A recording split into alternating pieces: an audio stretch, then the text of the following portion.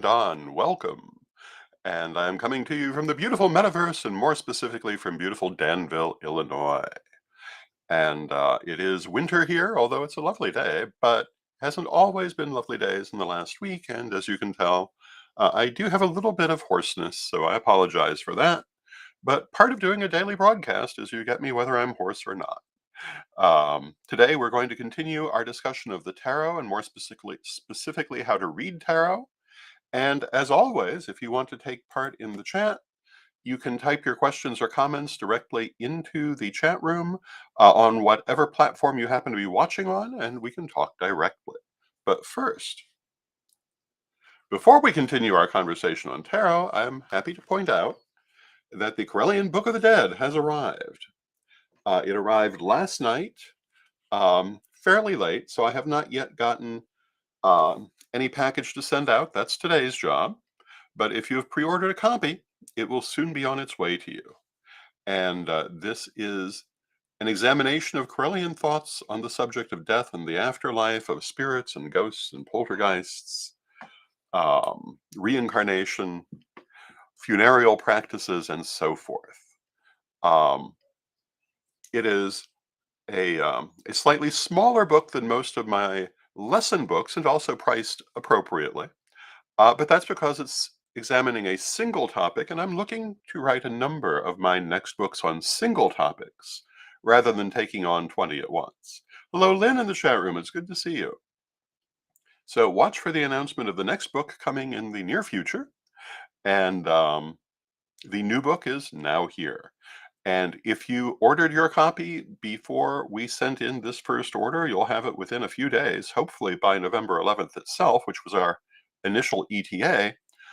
If you ordered after we send in this order, it'll be another couple of days, but not very long because those copies are also in transit.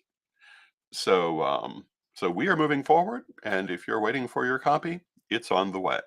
I am assuming that if you ordered it from Corellian Publishing, you prefer to have it signed. Um, if for some reason you do not, please let me know. And they're about to be on their way. Now, uh, on the subject of tarot, yesterday we were talking about a number of different aspects of tarot, but one of the things we were talking about are the components of tarot. And tarot has the major arcana and the minor arcana. And I wanted to take a moment and not exhaust the topic by any means, but I wanted to show you the suit of cups. This is one of the minor arcana suits. In traditional tarot, there are four: wands, cups, swords, and coins, which are sometimes called pentacles. Each of these has a variety of variations on the name. And you can see it has the ace, it has the two, the three. Hello to Eve from Ohio. It's good to see you. The four, the five, the six, and we'll jump ahead to the 10, and then the court cards, the page, the knight, the queen, and the king. And of course, each of these cards has its own meaning. And the thing that made the Rider-Waite-Smith deck revolutionary when it came out in the early 1900s was that all of the cards had pictures representing their understood meaning. Seven of Cups is illusion, can be deception, can also just be distraction, a need for clarity and focus in this interpretation. The Nine of Cups is the wish card, both one of the best and one of the worst cards in the deck because you get what you wish for. But they had these illustrations to help you to memorize the meaning. And that was utterly new. No one had ever done that previously. And that is why, when I talk about the Rider-Waite-Smith deck, I will point out it is not a traditional tarot. It's not even remotely a traditional tarot. It was absolutely groundbreaking. And that is part of the reason why. Now, there were some other things they did also. It invoked a number of teachings from the metaphysics of that day, particularly from, for example, the Golden Dawn, has a lot of Kabbalistic influences that are not part of traditional tarot. And hello to Janet in the chat room. It's good to see you, Janet. So it really reshaped the tarot world. So if anyone tries to tell you that the Rider-Waite-Smith deck is a traditional tarot, they're not actually familiar with historical tarot. Um, Now, if they want to say that it's been traditional for many readers since its introduction, well, it did pretty much dominate the tarot world. That is true. But previous to that, tarot decks were very different. And hello to Renee in the chat room. It's good to see you, Renee. I hope your nephew is feeling better. Um, Most of my household is currently rather ill. I am, by a strange coincidence, the healthiest person in the house. Which, considering my last year, is a strange coincidence indeed. But this is what you find in the Rider-Waite-Smith version of the Minor Arcana. Every deck, every suit of the Minor Arcana will have pictures illustrating the meaning of the cards. And of course, the Major Arcana do as well. They're a little more traditional, but not really. When Pamela Coleman Smith illustrated the cards, she did not make a lot of reference to anything older in tarot in terms of the style. Hello to George in the chat room, and George says, I'm enjoying this topic. I'm glad, George. And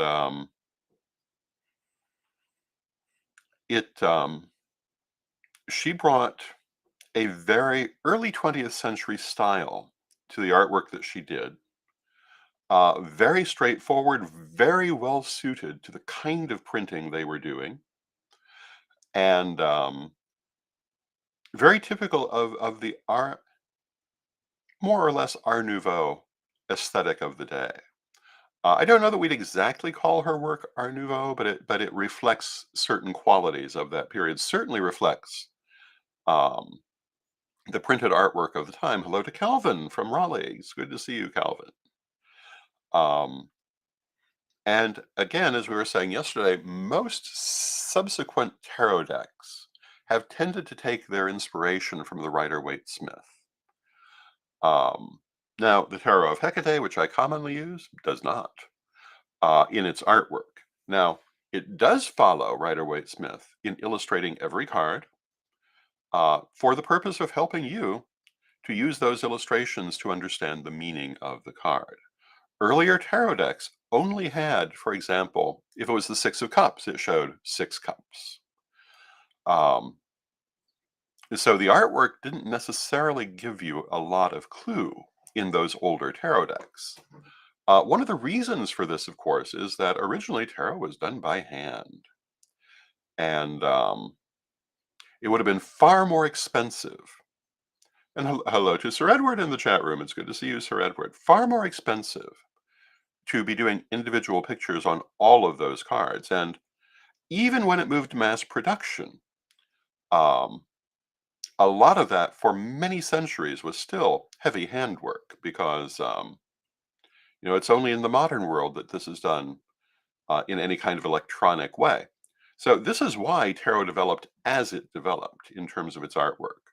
Today, you can put anything on your tarot card, and it can be reproduced with very little difficulty. And there are some magnificent decks out there. When choosing your tarot to read with, as I was saying yesterday, many people like to choose an artistic style that speaks to them. Sometimes they want to choose a cultural context that speaks to them.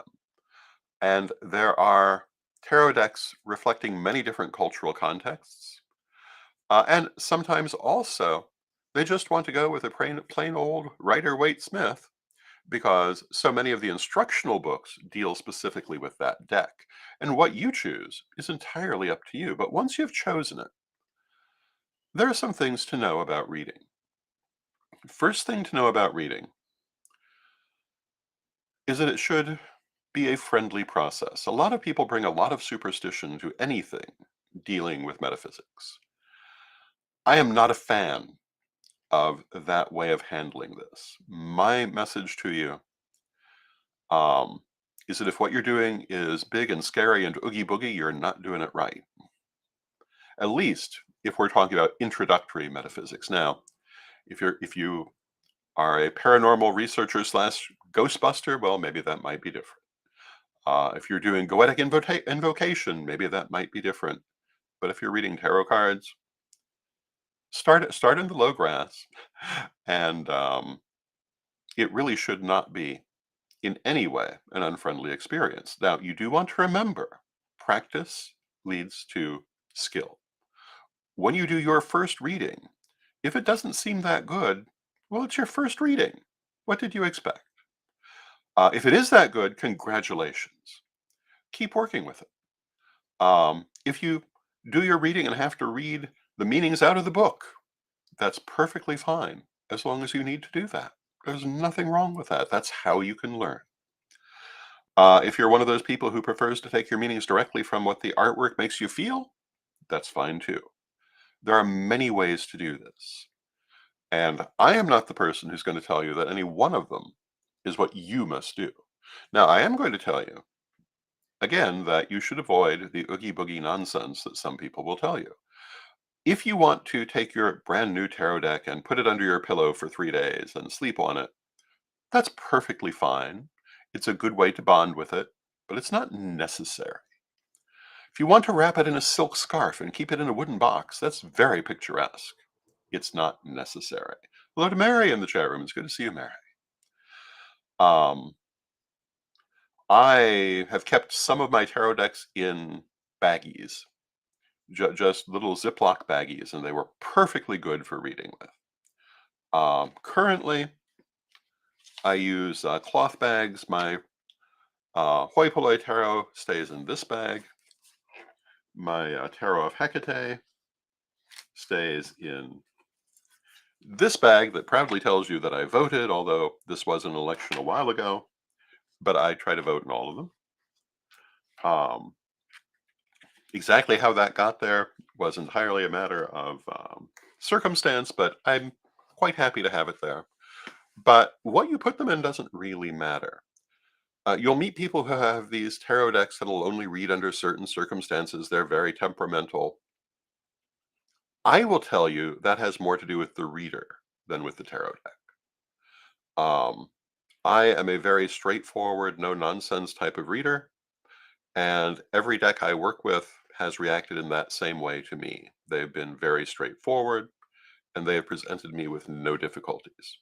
And I think that if you approach it the same way, you'll have the same experience. If you want to wrap it in a beautiful silk scarf and put it in a one of those highly carved ornate boxes, that's great. Um, and Adenayi Ridwan Akanabi says, Ed Hubbard, I'm drawn to you. Send me a friend request now to get your readings because I'm feeling something special on you. Yeah, let's not do that. That is not what a professional reader does. That is absolutely inappropriate. Not only that, but if Adenayi was an actual reader, they'd know that the special thing they were feeling about Sir Edward is that he has run one of the largest schools of magic and psychism in the world for 20 years and is currently opening a bigger one. Um, and yeah, if you're going to be a professional reader, that's not what you do. If someone does that to you, it's a very bad sign. That is generally associated with scam artists. So if you're going to be a reader, don't do that. The readings you need will come to you. You can advertise, but not like that. And no one with any real experience in psychic affairs is going to take that seriously.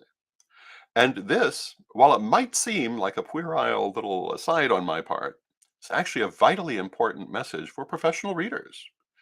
If you want to do well, pay attention to what actual professional readers do. Um, if you're going to be a professional reader, there will be moments when you might feel desperate enough to be contacting strangers, but that is going to give you a bad reputation. It's not the thing. Um, Much more sensible to advertise the fact that you do readings, to let people know, and Spirit will send you those who are meant for you. And I'm getting a little ahead of myself in saying that, but one of the first things I was taught as a professional reader is that Spirit will send you the people who need readings from you on that given occasion. And even if it doesn't seem like it went well, it is the person you were meant to get. And what you said to them is what was meant to be said, provided that you in fact said it. And if you get messages, you should always relay them, whether you're reading tarot cards or something else. Now, it may be appropriate to relay them in the most positive manner, but you relay them. Um, and what you want to avoid as a professional reader is that impression that you're in fact looking to scam people. You want to behave like a professional reader. Um, and that does not include soliciting strangers. And if you are solicited by a stranger, for the most part, that is a red flag, particularly online. Now, there are some people I have known who were professional readers or otherwise quite legitimate people who felt they got a psychic message for someone they didn't know and felt they had to tell them, but not on Facebook, not on a broadcast. And usually they were a little bit more professional in how they did it. So I'm not saying that if someone you don't know approaches you, that always means something bad, but it usually does. Getting back to relating to your cards, um, some people bring so much superstition to how they deal with their cards, and sometimes they need that. I sometimes talk on the subject of clairvoyance and spirit guides about how I have very friendly spirit guides. And I talk about how Lady Crystal and I, when working with the ancestors and the Corel Mother Temple in general, always treated them as being very dignified and august until Lady Bitterwind pointed out to us that we were censoring them because in life they were much more humorous and lively than that. And we found that was true. But some people do need their spirit guides to be something other than friendly. My late wife was a completely legitimate reader. Whatever else anyone might say of her, she was a good reader. But her spirit guides were severe. If I had had spirit guides like that, I wouldn't have read. But I also realized that she needed that for her ability to understand and take it seriously. Um, if you have that relationship to your cards, that's fine for you. Just don't mistake it for being the only way. So if you do have these highly idiosyncratic decks that will only read on Tuesdays at noon or other circumstances, that doesn't mean it's not legitimate, but it is not necessary. What you should do when you get a tarot deck is you should cleanse it of any previous energy and you should attune it to yourself. I mentioned sleeping with it under your pillow or under your bed for a few days. That's a very traditional way of attuning it, but you can also just attune to it energetically or by using it. But you do want to attune to it, to let it get to know you, to let it know what you expect of it. And it could be completely appropriate to just take that new tarot deck, hold it in front of you and say, "Tarot deck, we are going to work together, and I require you to give me good, solid readings with no nonsense, and in return, I will treat you respectfully and and give you a good, solid run," or something like that. There are many ways you can do this. You can put it on your altar and burn candles and do blessings on it. Whatever you do, you want to attune it to yourself. And again, that can be very elaborate or very simple. And then you want to use it. You can use it to read for yourself. You can use it to read for friends. We'll come back to reading for yourself in a moment. You can also use it to play games because tarot is traditionally also used as a gaming deck. And when my mother gave me my first deck of tarot cards, which was this deck, the first thing we did actually was not tarot readings, although I did do a few at first, but we used to play the tarot game Tarot also called Tarocchi, which is a very old Italian game using tarot cards. Why, when her goal was to teach me to read the cards, did she choose to play Tarocchi with me? And the answer is it familiarized me with the cards, their images, and to some extent their meanings. So I would say that too is a way to familiarize yourself with your deck, and also if you do find it has any hesitancy in being used, I think that also is helpful for getting it used to the idea of being handled and used. These are different ways that you can use your deck. I mentioned we'd come back to reading for yourself. Many people, going back to that issue of superstition, will say you should never read for yourself. Yes, you should. But, and this is true in any psychic endeavor, you have to remember the messenger can warp the message. And Renee asks, how do you spell Tarocchi? Tarochi, if I remember correctly. Um, and Tarok is the same without the I. And you should be able to find instructions online, I would think. This deck came in a beautiful purple box with this big key on the front. And it included a pamphlet that told you how to read the cards and also how to play the game. So that's what we did. But working with your cards, reading for yourself, you want to remember that you are very close to your situations and may not be able to be impartial. So especially when you begin, you want to take it with a grain of salt. And the reason for that is, if you're reading about your personal financial future, your hopes and fears could really influence that reading. If you're doing it for someone else, you can have impartiality and a more accurate reading. If you're doing it for yourself, your hopes and fears can interfere until you learn how to set them aside. One of the things I talk about, for example, in our class on Psychic 101 at psychicacademy.co, one of the big things I talk about is that you must be very passive in doing psychic readings. And for want of a better way to put it, set your thinking brain aside. Receive what you're given, and then you can analyze it to your heart's content afterwards. But if you're trying to analyze it while you're getting it, you're going to warp it because your hopes and fears will get in the way. Sometimes, even if you're reading for a stranger, you're essentially acting as a machine in a psychic reading.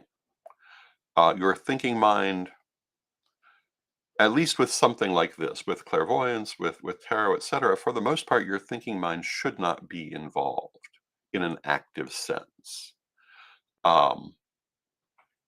Because the message is coming to you already set to be relayed. Now, sometimes you will have to try to decipher what it means, but very often my recommendation is to just set it down and decipher it after you're done. And this is so that you don't accidentally color it through lack of impartiality. Impartiality is vitally important, and that's just as true in tarot as it is in clairvoyance. So when you read for yourself, when I started reading, I did not read for myself until I found I had enough um, distance to do so. Now, today, I read for myself anytime I please to, and I get very good answers because I know how to be impartial. If you want to read to yourself when you first begin, that's perfectly fine, but remember these words and do take it with a grain of salt until you know you are being impartial. And in fact, anything you get in a psychic reading, whether through clairvoyance, whether through cards, whether through anything else, um, you want to take it according to your track record, which of course you only get through practice. If you commonly get very good, accurate messages, you can have a much higher sense of confidence in what you get. If you're just beginning, you don't have a lot of messages, give them time to work themselves out. And above all, if you receive the message in a psychic reading of any sort to sell everything you own and buy lotto tickets, do not do that. Don't ever do that. That is not a legitimate message to get. The one possible exception is if you've been doing it so long with such success that you're willing to take such a chance. But even then, I don't recommend it because the truth is you only need one ticket to win. And if they're telling you play the lottery now, buying one ticket makes sense. Selling everything you own and buying thousands of them does not. Um, Not from a magical perspective. Um, so you want to take your results, especially at first, with that little bit of grain of salt.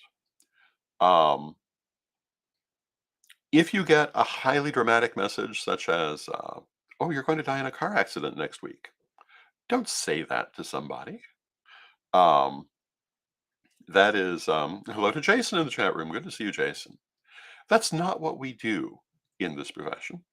But you would say to them, "Oh, you might want to be very careful in driving next week," or any number of similar things. But don't put the end on it that way, because the end can always be changed. That's half the purpose of getting a psychic reading, to be warned of dangers that you can change.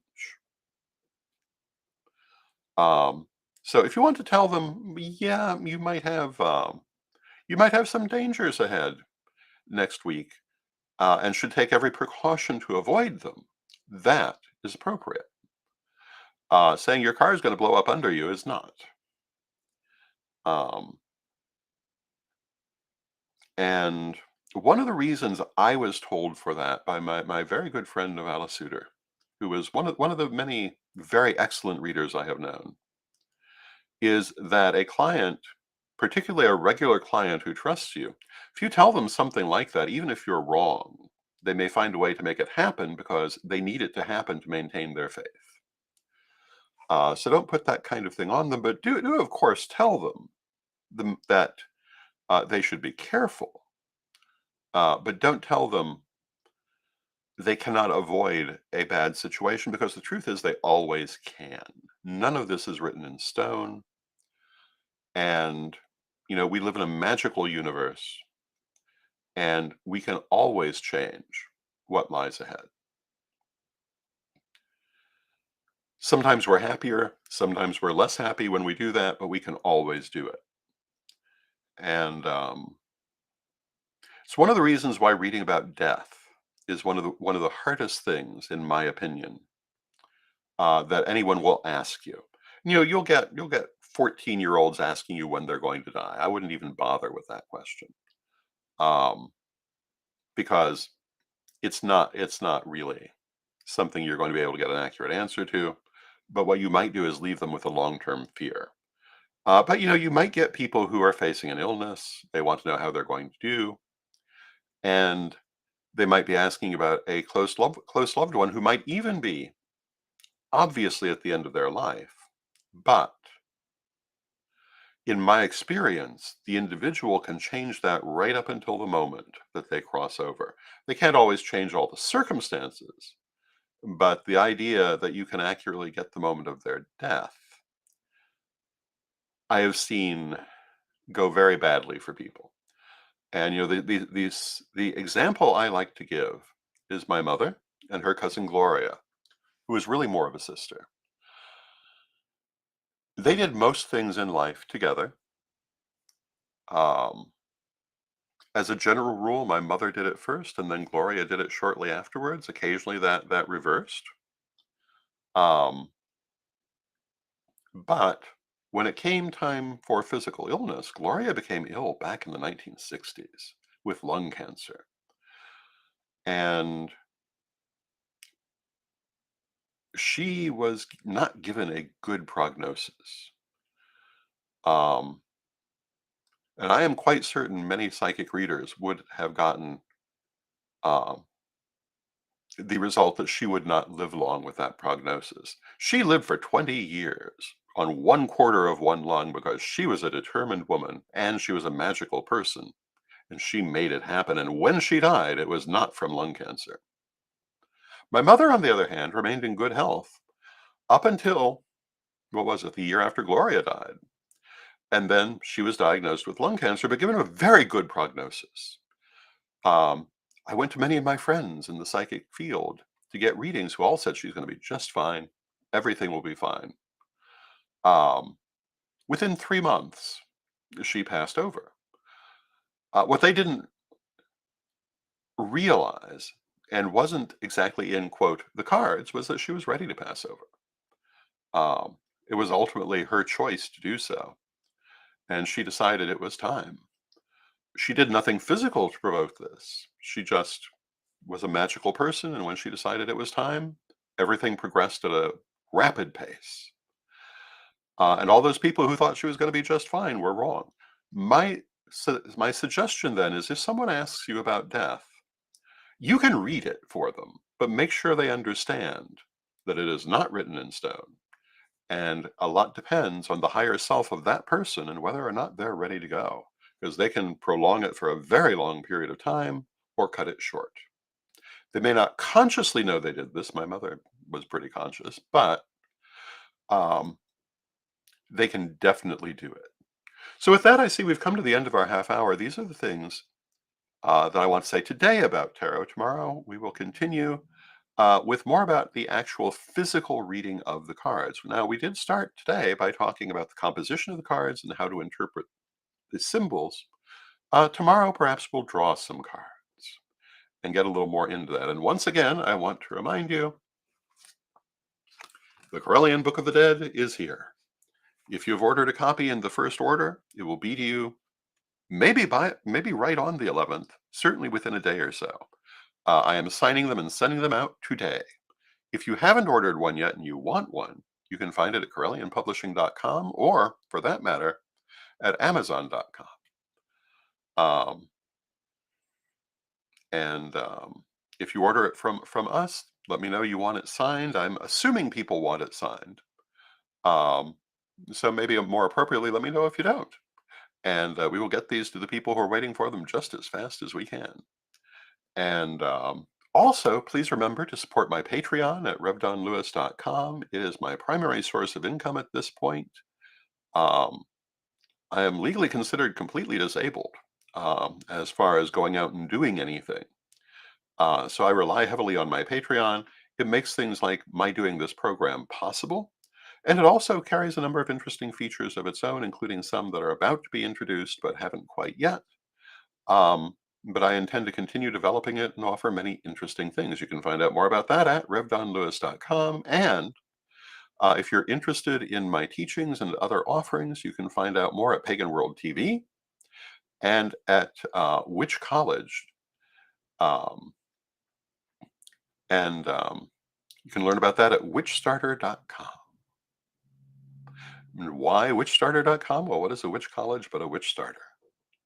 So, thank you all, and let us close with our prayer as we always do. Beloved Mother Goddess, beloved Father God, beloved ancestors, we thank you for all that you do in our lives, and we ask you to help us to look honestly at our lives and our futures.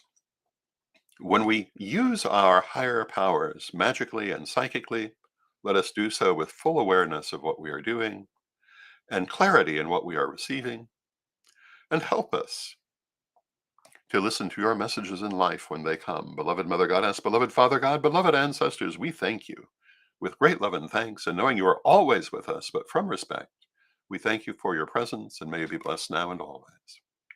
And I thank you for your presence, and may you be blessed now and always, and I will see you tomorrow.